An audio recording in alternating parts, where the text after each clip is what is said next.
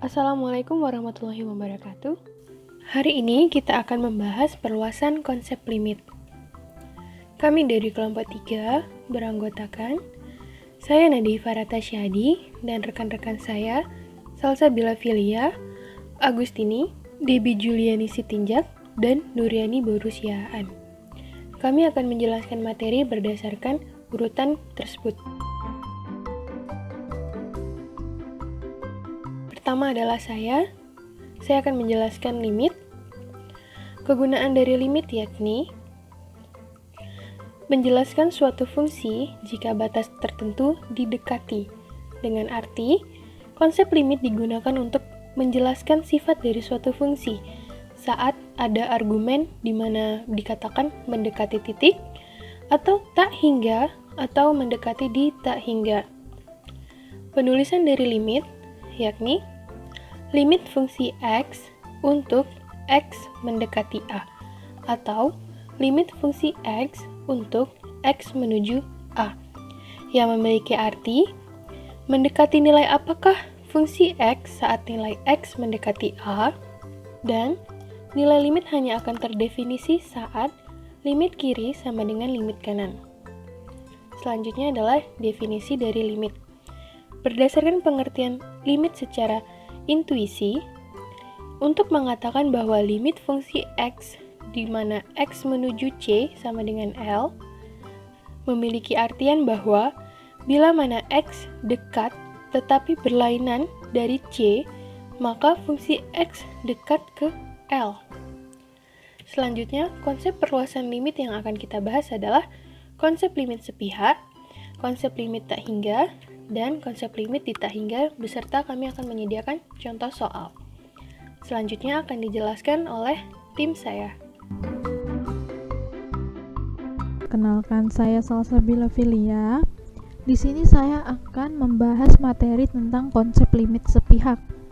Sebelumnya, limit sepihak itu ada dua, yaitu limit kanan dan limit kiri. Pertama, kita akan membahas tentang limit kanan. Definisi limit kanan yaitu misalkan A subhimpunan bilangan real fungsi A menuju R dan C adalah titik akumulasi dari A irisan C, tak hingga bilangan real L disebut limit kanan dari F di C jika untuk setiap epsilon positif terdapat delta positif, sedemikian hingga untuk setiap X di A irisan C, C plus delta berlaku mutlak fx dikurang L kecil dari epsilon. Di samping teman-teman bisa melihat notasi dari limit kanan, yaitu limit x menuju C plus fx sama dengan L. Selanjutnya kita masuk ke definisi limit kiri. Misalkan A subhimpunan bilangan real fungsi A menuju R dan C adalah titik akumulasi dari A irisan min tak hingga, C bilangan real L disebut limit kiri dari F di C jika untuk setiap epsilon positif terdapat delta positif, sedemikian hingga untuk setiap X di A irisan C min delta, C berlaku mutlak fx kurang L kurang dari epsilon. Nah, di samping ini adalah notasi limit kiri, yaitu limit x menuju C min fx sama dengan L.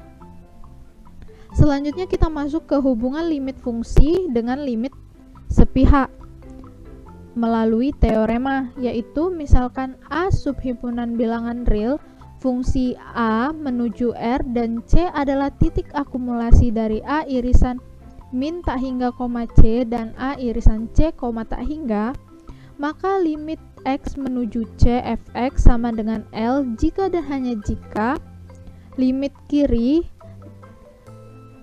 akan menghasilkan nilai yang sama dengan limit kanan, yaitu sama-sama bernilai L. Kita masuk ke contoh soal.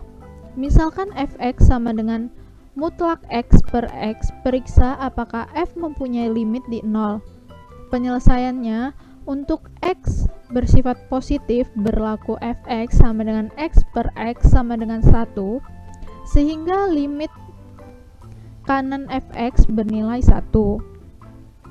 Sementara itu, limit kiri fx sama dengan min x per x, di mana menghasilkan nilai negatif 1. Karena limit kiri tidak sama dengan limit kanan, hasilnya yaitu limit kanan 1 dan limit kiri negatif 1, maka f tidak mempunyai limit di 0. Baiklah, di sini saya akan menjelaskan tentang limit tak hingga. Nah, limit tak hingga ini ketika f-nya menuju tak hingga, maka nilai fungsinya juga menuju tak hingga. Untuk lebih jelas, kita akan masuk ke bagian definisi. Definisi dari limit tak hingga. Misalkan, A subhimpunan real, fungsi dari A menuju real, dan C-nya adalah titik klaster dari himpunan A. Fungsi f menuju tak hingga ketika x menuju C dapat dituliskan. Perhatikan, penulisan limit menuju tak hingga ketika x menuju C. Jika untuk setiap alfa bilangan real terdapat delta positif, sehingga untuk setiap x anggota A dengan jarak dari mutlak x ke C itu harus positif dan kurang dari delta, maka berlakulah fx-nya lebih besar daripada alfa. Jika fx-nya lebih besar daripada si alfa, untuk setiap alfa yang kita berikan, misalnya kalau kita memberikan angka 1, maka dia si fx-nya ini harus lebih besar daripada 1. Jika 1000, dia harus lebih besar juga daripada 1000. Artinya fx-nya itu adalah tidak terbatas dan akan terus membesar. Bagaimana jika dengan f menuju minus tak hingga? Pemberlakuannya sama, kecuali fx-nya. Fx-nya akan lebih kecil daripada alfa ketika dia menuju minus tak hingga. Seperti itu bagian definisi limit tak hingga. Nah, yang berikutnya itu dari bagian limit tak hingga ada namanya teorema perbandingan. Misalkan A subhimpunan dari real fungsi f dan g, dan A menuju real, dan C merupakan titik klaster dari himpunan A. Misalkan pula fx-nya lebih kecil sama dengan gx untuk setiap x anggota dari A, dan x tidak sama dengan C. Nah, berbicara mengenai limit, kita tidak akan peduli apa yang terjadi di titik C. Jika limit f menuju tak hingga, yang pertama ini ya, jika limit f menuju tak hingga terus membesar, maka yang lebih besar akan terus lebih besar daripada yang membesar. Sehingga limit f menuju tak hingga, maka limit g-nya juga menuju tak hingga. Begitu pula dengan yang limit g menuju minus tak hingga, maka limit f-nya menuju minus tak hingga, tetapi dia mengecil. Sekian penjelasan dari saya mengenai limit tak hingga.